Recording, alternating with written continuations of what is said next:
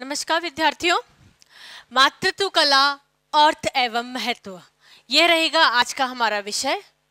मातृत्व कला की जब हम बात करते हैं तो हम ये देखते हैं कि स्वाभाविक रूप से नेचुरली महिलाओं में मातृत्व अपने आप हो जाता है। ठीक है, इनकी ये एक भगवान की देन है जो कि महिलाओं में होती है। आपने कई बार नोटिस भी किया होगा कि मातृत्व होता है ये बच्चियों में, छोटी उम्र की लड़कियों में भी पाया जाता है। वह बड़े ही प्यार से, बड़े ही तमन्नाओं से अपनी गुड़िया को या अपने छोटे भाई बहनों को रखती है, उसी तरीके से जिस तरीके से उनकी माँ अब उनकी देखभाल करती हैं। कहने का तात्पर्य यह है कि मातृत्व कला एक नेचुरली गुण होता है जो कि महिलाओं में मौजूद होता है। तो क्या हमें इसको पढ़ना आवश्यक होता है? गुण तो मौजूद है, बिल्कुल गुण हमारे शरीर के अंदर मौजूद है, परंतु हमें उसे और अच्छा बनाना है। गुण सभी महिलाओं में होता है, परंतु हमें इसे और भी निखारना है, और भी सजाना है, संवारना है। हमें कुछ जो हमें लगता है कि हमारे में लैक्यूना है, हम उस लैक्यूना को उस तरीके से दूर कर सकते हैं। तो आइए अब हम देखते हैं इसका महत्व क्या क्या होता है। सबसे पहला है कि स्वस्थ मातृत्व प्राप्त करने के लिए कई बार क्या होता है, हम छोटे छोटे पॉइंट्स पे गलतियां करते जाते हैं, जिस कारण से हमें स्वस्थ मातृत्व तो प्राप्त हो रहा है परंतु हमें स्वस्थ मातृत्व प्राप्त नहीं होता है। हमें डॉक्टर्स के द्वारा दी गई हीमोग्लोबिन और कैल्शियम की दवाएं खानी पड़ती हैं। हर बार जब मातृत्व लिया जाता है किसी भी महिला के द्वारा, डॉक्टर को दिखाया जाता है, तो डॉक्टर कंपलसरी उसमें हीमोग्लोबिन और कैल्शियम की गोलियां लिखते हैं। क्या हीमोग्लोबिन और कैल्शियम की गोलियां खाए बिना हम मातृत्व नहीं ले सकते? बिल्कुल हम मातृत्व ले सकते हैं, परंतु हमें गोलियों न खाके हम इस तरह की नेचुरल वस्तुएं खाएं जिससे कि हीमोग्लोबिन और कैल्शियम जो है वह हमारा परमानेंट मेंटेन रहे। ये भी कर सकते हैं हम, पर वो चीज़ें क्या होती हैं? ठीक है, वो चीज़ें क्या होती हैं जिससे कि हमारे शरीर के अंदर हीमोग्लोबिन और कैल्शियम मेंटेन रहे। हम जब मातृत्व प्रेग्नेंट होती हैं लेडीज़, तब उन्हें क्या क्या करने चाहिए, क्या क्या कार्य नहीं करने चाहिए, इसके बारे में पूर्ण तरह जानकारी हमें किसके द्वारा मिलती है? मातृत्व कला के द्वारा मिलती है। कहने का तात्पर्य यह है कि स्वस्थ मातृत्व ग्रहण करने के लिए, प्राप्त करने के लिए हमें मातृत्व कला का अध्ययन करना आवश्यक होता है। सुरक्षित गर्भावस्था हेतु, गर्भावस्था का जो समय होता है वह पूरा 9 महीने का होता है ह्यूमन बींग्स में, ये आप और हम सभी जानते हैं। तो क्या हम स्वस्थ गर्भावस्था प्राप्त कर सकते हैं? गर्भावस्था को क्या एंजॉय किया जा सकता है? बिल्कुल एंजॉय किया जा सकता है। कुछ जो प्रॉब्लम्स आती हैं वो हम उसको क्या हम एंजॉय कर सकते हैं? किस तरीके से कर सकते हैं? क्या हम सुरक्षित गर्भावस्था का जो पीरियड होता है, टेन्योर होता है, वो निकाल सकते हैं?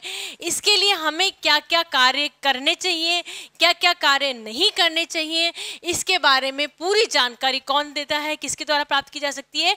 यह है मातृत्व कला के द्वारा प्राप्त की जा सकती है। क्या जानकारी होती है इसके बारे में हम विस्तृत से चर्चा बाद में करेंगे। अभी हम सिर्फ ये पढ़ रहे हैं कि मातृत्व कला के अध्ययन का क्या क्या महत्व होता है। ठीक है, नेक्स्ट है स्वस्थ शिशु के जन्म में सहायक। एक माँ अपने स्वस्थ बच्चे को तभी जन्म दे सकती है जब वह स्वयं स्वस्थ हो। यदि वह स्वस्थ होगी तभी वह स्वस्थ बच्चे को जन्म दे सकती है। ठीक है, अब स्वस्थ शिशु को जन्म के लिए क्या क्या करना चाहिए?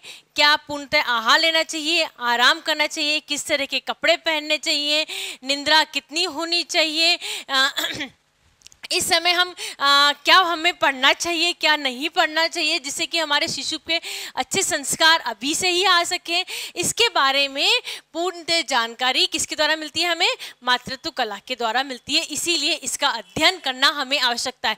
हम ये कह रहे हैं, ठीक है, क्योंकि मातृत्व कला, मातृत्व जो होता है वो हर नारी का अधिकार होता है, हर नारी को पता होता है इसके बारे में, परंतु हमें किसके द्वारा पता होता है, हमें कुछ साइंटिफिक चीज़ों को भी जानकारी होनी चाहिए। हमें पता किसके द्वारा होता है, हमारी दादी नानी हमारी माओ के द्वारा पता होता है ना।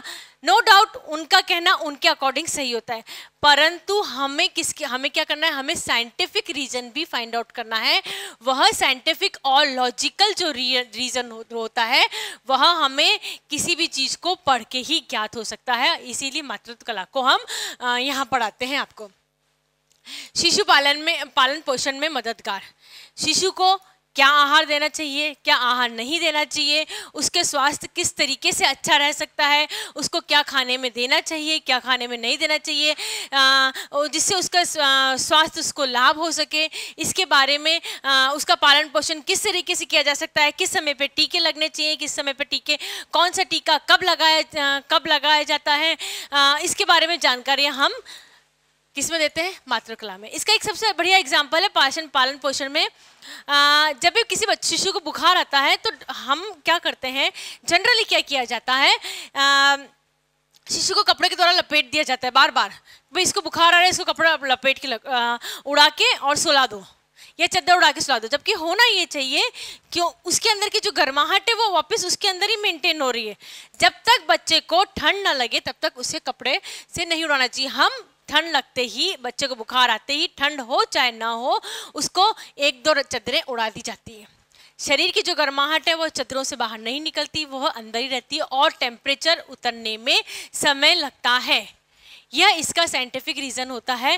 ठंडे पानी से क्यों नहलाना चाहिए, या उसके बच्चे को बुखार आ जाए तो ठंडे पानी की पट्टियाँ क्यों रखनी चाहिए, इसके सारे पीछे कारण कौन बताता है, मातृकला में के द्वारा बताया जाता है। इसीलिए शिशु का लालन पोषण में यह मददगार होता है।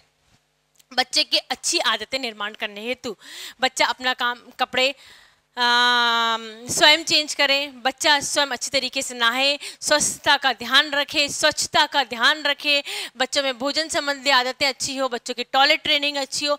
यह कब सिखाया जाता है, जन्म से 5 साल तक की उम्र तक अच्छी आदतों का विकास किया जा सकता है। किस समय कौन सी अवस्था का विकास किया सकता है, कौन सी आदतों का विकास किया जा सकता है और किस तरीके से किया जा सकता है। जनरली क्या क्या आदतें रखने में क्या क्या गड़बड़ियाँ कर लेती हैं माएँ, उन गलतियों को किस तरीके से दूर किया जा सकता है, इसके बारे में विस्तृत जानकारी मातृत्व कला के द्वारा दी जाती है। नेक्स्ट है बालक के सर्वांगीण विकास हेतु। सर्वांगीण विकास का मतलब होता है हर तरह का विकास, ठीक है। बच्चा सही उम्र पे चलना सीखे, बच्चा सही उम्र पे उसके इमोशंस हैं वो सही उम्र पे निकल के आए, सही तरीके से निकल के आए। जो उसके खराब इमोशंस होते हैं, जैसे गुस्सा करना है एक खराब इमोशन है कि तो उन इमोशंस को किस तरीके से कंट्रोल किया जा सके, ईर्ष्या है वो इसको किस तरीके से घटाया जा सके, इसके बारे में जानकारी लेना और बच्चे का संपूर्ण विकास, सर्वांगीण विकास किसके द्वारा किया जाता है, मातृत्व कला के द्वारा किया जाता है। नेक्स्ट है शिशु संबंधित विभिन्न समस्याओं को दूर करना। समस्याएं किस तरह की हो सकती है शिशु में, कई बार होते हैं बच्चे झूठ बोलना चालू कर देते हैं, ठीक है। उन झूठ बोलने की जो समस्या है उसको किस तरीके से तुरंत पकड़ के तुरंत दूर किया जाए ताकि आगे बढ़ के वो किसी तरह का विकराल रूप ना ले, इसका जानकारी किसमें दी जाती है, मातृत्व कला के अंदर इसके अंदर जानकारी दी जाती है। छोटी छोटी समस्याएं जब बच्चे गर्भावस्था से बाहर आते हैं, पूरा विश्व देखते हैं, तो उनमें थोड़ा सा एडेप्टेशन में प्रॉब्लम होती है। गर्भावस्था में बच्चे के टेम्परेचर अलग लगता है, बाहर आने के बाद में उनका टेम्परेचर जन्म के पश्चात जो एनवायरमेंटल टेम्परेचर होता है वह अलग होता है। तो कुछ एडेप्टेशन में प्रॉब्लम्स आती हैं। उन सामान्य एडेप्टेशंस की जो प्रॉब्लम होती है उसे बिना किसी मानसिक उत्पीड़ना से के दूर किस तरीके से किया जा सकता है आसानी से, इसके बारे में जानकारी मातृत्व कला में दी जाती है। नेक्स्ट है परिवार नियोजन संबंधित विभिन्न कार्यक्रम सरकार द्वारा चलाए जा रहे हैं और परिवार नियोजन की विभिन्न विधियाँ क्या क्या होती हैं, किस तरीके से बच्चों के बीच में डिफरेंस रखा जा सकता है, किस तरीके से परिवार को सीमित कर सकते हैं, क्या क्या टेक्निक्स अवेलेबल है मार्केट में, क्या क्या डॉक्टर्स के द्वारा बताई गई चीज़ें होती हैं, आप उनमें से क्या क्या चूज़ कर सकते हैं, इसके बारे में विस्तृत जानकारी भी मातृत्व नियोजन में दी जाती है।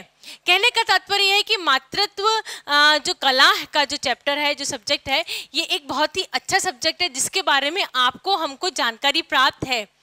परंतु कुछ छोटी छोटी चीज़ें हैं, छोटी छोटी बारीकियां हैं, कहीं हम उसको कहीं हम गलती कर देते हैं, जिससे क्या होता है कि जो बच्चे का विकास होता है या तो वो गलत डायरेक्शन में चला जाता है, या विकास की जो दर होती है वह धीमी हो जाती है। उस दर को धीमी गति से रोकने के लिए अथवा बच्चे का सर्वांगीण विकास हेतु मातृत्व कला का पढ़ना या मातृत्व कला का ज्ञान लेना नितांत ही आवश्यक होता है।